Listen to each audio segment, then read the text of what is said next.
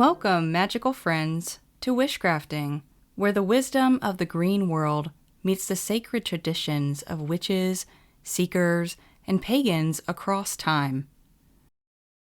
I'm Wishamaya, and today we are diving into the lush, fragrant world of the Myrtle Tree, a plant of love, sacred union, prophecy, and divine protection. Known for its glossy leaves and starry white flowers, myrtle has been cherished by poets, priestesses, and healers for some time now. I am so excited to dive into this episode with you today, but before we do, I want to apologize if I sound a little different today. I have a little bitty cold, so I apologize if my voice sounds a little scratchier or more nasally today, but I hope that you'll stick with me because this is going to be a very interesting, uplifting, and lush episode. So with that being said, let's light a candle and dive in. The myrtle tree, or Myrtus communis, is an evergreen shrub that is native to the Mediterranean. It has gloriously aromatic green leaves and white or pinkish flowers. It also has deep purple berries that have earned it a long-standing place in ancient gardens and sacred groves. The myrtle thrives in sunny climates, and it has long symbolized love, purity, and immortality in the Mediterranean. But, more than its beauty, myrtle has a rich mythic and magical heritage. A heritage that, in my world, begins with my girl Aphrodite, whom needs no introduction, but is the queen of all things lush and luxury. When Aphrodite rose from the sea foam and stepped onto the shore of Cyprus, legend says that she clothed herself in a mantle or a bough of myrtle leaves. Depending on the writer and who's telling the story, sometimes it's said that she hid herself with the myrtle, but I'm of the opinion that if she was covering herself for any reason, it was to rein in some of her immense radiance of her newly formed, newly realized power as she was born from the sea foam. This is power that inspired fornication and procreation in all living things in her immediate vicinity from the very second she stepped ashore. So I think she wasn't hiding herself, but doing everyone a favor. Whatever her true intentions behind using the myrtle to clothe herself, from that moment on, myrtle became one of Aphrodite's sacred plants. And as such, it was used in her ritual offerings and rites, woven into crowns worn by brides so that she would bless their unions, and planted around her temples as sacred groves. It's no surprise then that myrtle is associated with passionate love, fertility, and divine union. Her Roman counterpart, Venus, inherited these associations as well, and myrtle became central in ceremonies of love and matrimony. Roman brides often wore myrtle crowns in their hair or carried a sprig in their bouquets, and victorious generals of Rome would return from battle and be crowned with myrtle instead of the classic laurel, emphasizing Venus's integral role in Rome as the city patroness, Venus Victrix, or Venus of Victory. In Jewish traditions, as far as I understand it, myrtle is one of the 4 species used in the festival of Sukkot. And I hope I'm saying that right. But the myrtle in this festival, this Jewish festival of Sukkot, symbolizes good deeds and righteousness.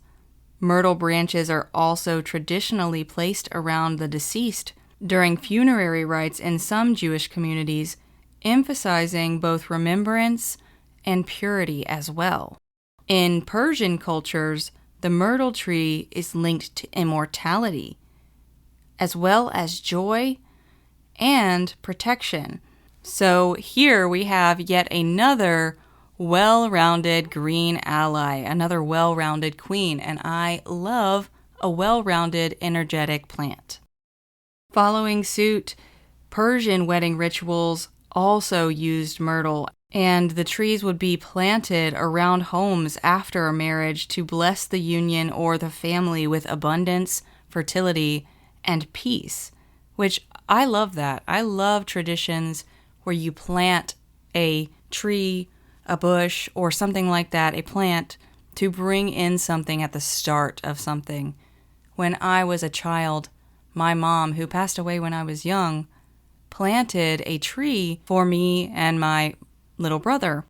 And my uncle followed suit for my cousins. So my grandmother still lives on that piece of property. And now there are various fruit trees that are as old as we are that we can go and sit underneath, talk to, harvest from, and share this kindred spirit with because of that intention of our family members planting that tree to symbolize the start of our life so we can grow and be fruitful alongside these fruit trees, which has been wonderful for me. I've noticed that for me, my mother planted a cherry tree, and I've noticed that when I've gone through hard times in my life, the cherry tree has mirrored that.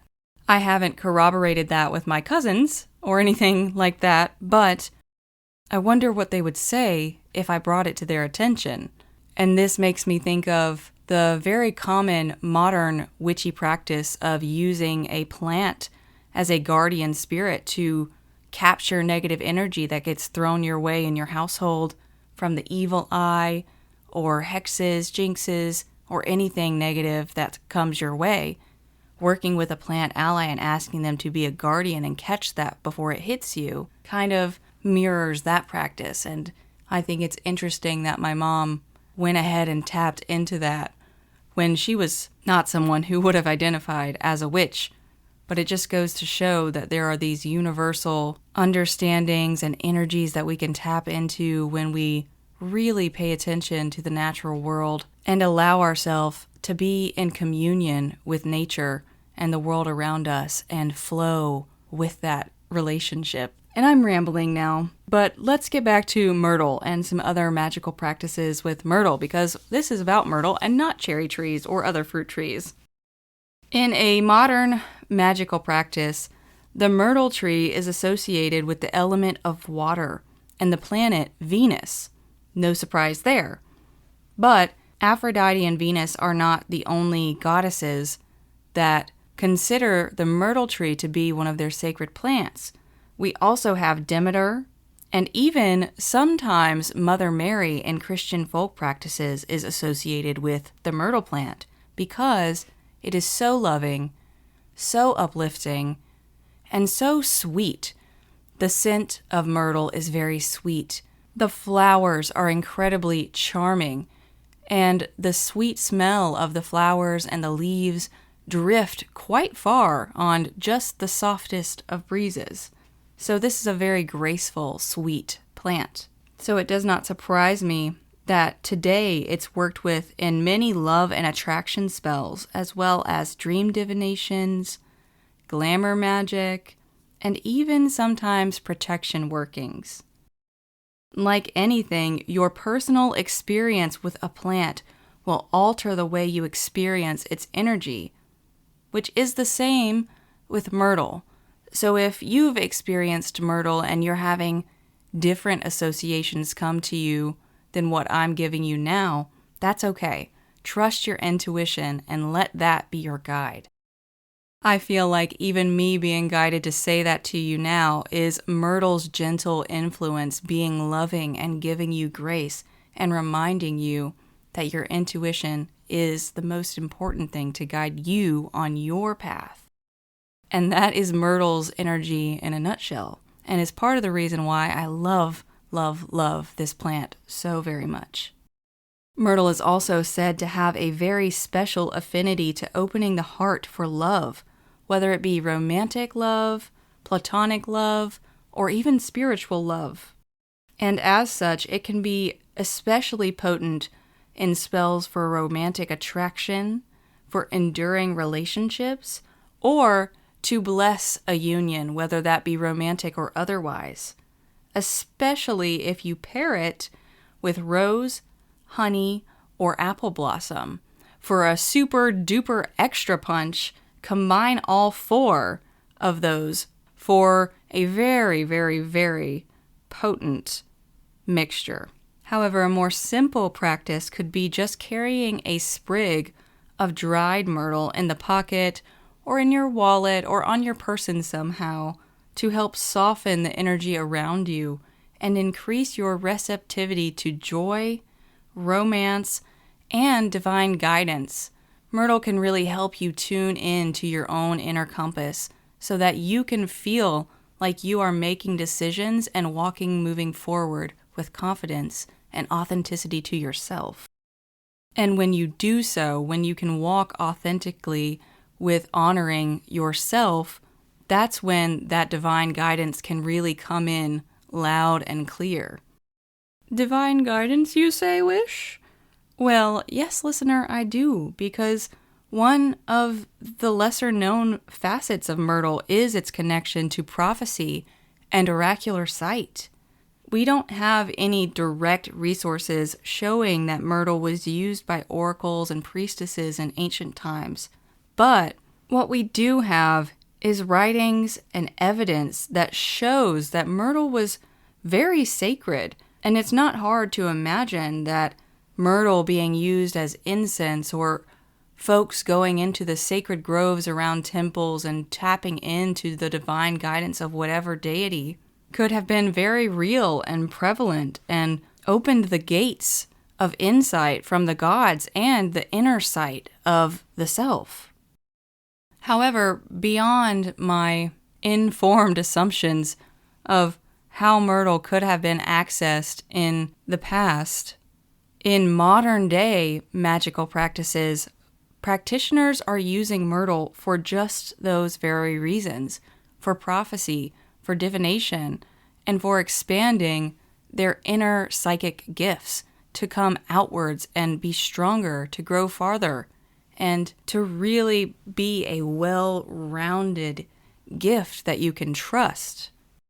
And just because something comes from antiquity doesn't necessarily make that gnosis more important or more legitimate than the personal gnosis of your experience, because magic is always evolving and fluid, and myrtle is the perfect plant to help you if you are developing your own magical intuition and trust on your journey, wherever you are on your journey. But, dear listener, myrtle is not just mystical and magical. It has real healing properties for your physical being as well. Its essential oil has been used as an anti-inflammatory agent, a respiratory aid, and a skin treatment for minor wounds for a very long time now. In aromatherapy, it's also a very calming ally because the sweet, uplifting scent can do wonders for the nervous system. In folk medicine, a decoction of myrtle leaves was once used to cleanse the skin, tone the body, and even to treat infections. One source stated that a bath infused with myrtle leaves was thought to restore vitality and protect against envy or the evil eye, which makes complete sense to me. If you've ever been lucky enough to walk through a grove of myrtles, the scent is just unlike anything else. It's green, it's citrusy, and it's honeyed. It's got this depth to it in the most luxurious way. And it's not a scent that you forget easily. That alone shows you the powerful kick behind this plant. This seemingly inconspicuous but incredibly powerful plant. So if you want to start working with myrtle, here are a few suggestions straight from my practice that I want to offer to you for consideration. Starting off with any love charm, period. I am typically against love charms that involve another person, as they can go sour very easily because you're messing with free will and all of that. But there are a few exceptions. If I were to just give out a standard run-of-the-mill love charm, it would be a Myrtle love charm, where you write your name and a beloved's name on a myrtle leaf, wrap it with red thread, or embroider a heart with red thread through both of the leaves. So you would take the red thread, pop the leaves together, and then sew them together with a heart, or just sew around the edges with red thread. And then bury the leaves under or near a rose bush on a Friday, which is Venus's day, for enduring love, because myrtle and rose work excellently together. They are besties for life. So that is just a super simple, super easy love charm that could ensure a love that will be able to withstand whatever comes its way. And the fact that it's made with natural materials like leaves and red thread means that it will naturally degrade over time once it's buried, and eventually the magic will be released with the energy of Earth's natural cycles. The Earth naturally recycles things, especially when they go into the ground. So, if your relationship, if you are casting a charm on another person, a love charm on another person to give you both strength when you're going through a challenge, per se, that's what this would be good for. It will eventually degrade and break down, and the charm will eventually be broken down naturally. So any free will that might have been tampered with, say the other person maybe is done with the relationship but is holding on because of this spell being done, once the breakdown happens, they'll be able to have that full clarity and kind of make the choice for themselves whether to move on or continue. It's not going to make the strength that was created or encouraged by the spell go away. It's just going to kind of release maybe what was holding them there. But outside of love charms, focusing back on the self, which you can always do a love charm on the self, and I actually encourage you to do so as often as you feel like you need to. But a myrtle bath can really help you to sink into self-love or enchantment. If you want to cast a glamour spell, if you want to do a glamour enchanting bath, working with myrtle in that respect could be super powerful. If I were to take an enchanted bath with myrtle, I would add dried or fresh myrtle leaves to the bath, along with rose petals, sea salt, and a few drops of bergamot oil.